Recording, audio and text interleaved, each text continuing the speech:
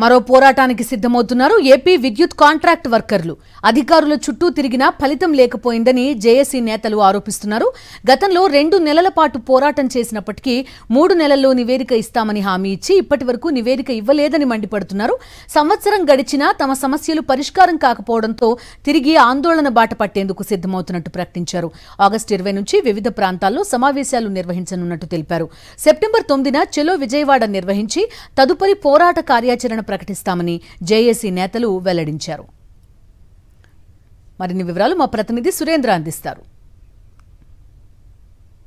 మరో పోరాటానికి సిద్ధమవుతున్నారు విద్యుత్ కాంట్రాక్ట్ ఎంప్లాయీస్. ఇప్పటికే అనేక సందర్భాల్లో ఆందోళన చేసినా ప్రభుత్వం నుంచి స్పందన రాలేదు.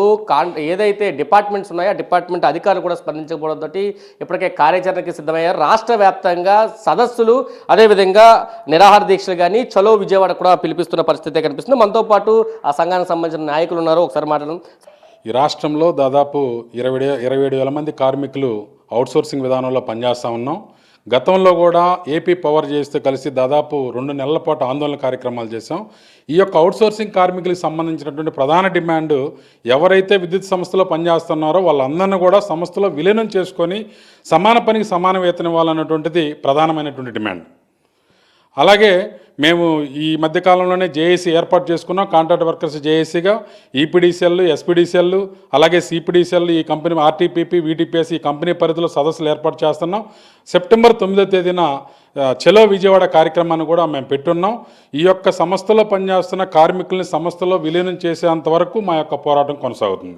మేము తెలంగాణ తరహాలో అక్కడ ఉన్నటువంటి మిడిల్ మెన్ తీసేసి డైరెక్ట్ పేమెంట్ ఇవ్వమని చెప్పేసి అడుగుతా ఉన్నాం. దీనివల్ల రాష్ట్ర ప్రభుత్వానికి బడ్జెట్ రూపంలో మేనేజ్మెంట్కి కానీ రాష్ట్ర ప్రభుత్వం కానీ ₹1 ఖర్చు కాదు. దాదాపు 150 కోట్లకు పైగా ఈ కాంట్రాక్టుల వ్యవస్థను తీసేస్తే మేనేజ్మెంట్కే మిగులుతుంది. అంటే మేము చెప్పింది చేయటం వల్ల ప్రభుత్వానికి ఆదాయం తప్ప అదనపు ఖర్చు లేదు. దీన్ని పరిగణలో తీసుకోవాలంటే వాళ్ళు విన్నట్టుగా ఉన్నటువంటి పరిస్థితి ఉంది. మీరు పదే మాటలు చెప్పటం, చర్చించడం తప్ప మేము అడుగుతున్న డిమాండ్స్ మీద సానుకూలమైన నిర్ణయం రాలి. అందుకని మేము కాంట్రాక్ట్ సంఘాలుగా 9 సంఘాలుగా రాష్ట్రంలో ఉన్నటువంటి కాంట్రాక్ట్ సంఘాలు ఏర్పడినాయి. ఈ కాంట్రాక్ట్ సంఘాల జేఏసీ తరపునే పర్మనెంట్ ఉద్యోగులతో సంబంధం లేకుండా, అవసరమైతే వాళ్ళు సపోర్ట్ చేస్తే వాళ్ళు సహకారం తీసుకుంటాం తప్ప వాళ్ళ సంబంధం లేకుండానే మేము కాంట్రాక్ట్ సంఘాలు 9 సంఘాలుగా జేఏసీ ఏర్పడి మొత్తం ఉద్యమ కార్యాచరణ ఒకటి ప్రకటించబోతా ఉన్నాం.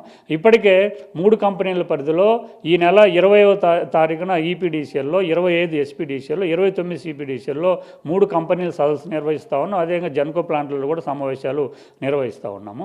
సెప్టెంబర్ 9వ తేదీన చలో విజయవాడ కార్యక్రమం నిర్వహిస్తూ ఉన్నాం. పెద్ద ఎత్తున వేలాది మంది కార్మికులు విజయవాడ నగరానికి సమీకరిస్తూ ఉన్నాం. నెల 20వ తేదీ నుంచి తమ ఉద్యమ కార్యాచరణ ప్రకటిస్తున్నారు. సెప్టెంబర్ 9వ తేదీన చలో విజయవాడ నిర్వహించి ప్రభుత్వం మీద ఒత్తిడి తీసుకొస్తాం. ఒకవేళ నిర్బంధం ప్రయోగిస్తే అదే స్థాయిలో తమ ఉద్యమం ఉంటుందంటూ కూడా కాంట్రాక్ట్ ఎంప్లాయీస్ జేఏసీ అయితే చెప్తున్న పరిస్థితి మనకు కనిపిస్తుందని చెప్పాలి. కెమెరా పర్సన్ వంశీతో కలిసి సురేంద్ర, సాక్షి టీవీ, విజయవాడ నుంచి. మరిన్ని అప్డేట్స్ కోసం ఛానల్ ను సబ్స్క్రైబ్ చేయండి. నోటిఫికేషన్స్ కోసం బెల్ ఐకాన్ పై క్లిక్ చేయండి.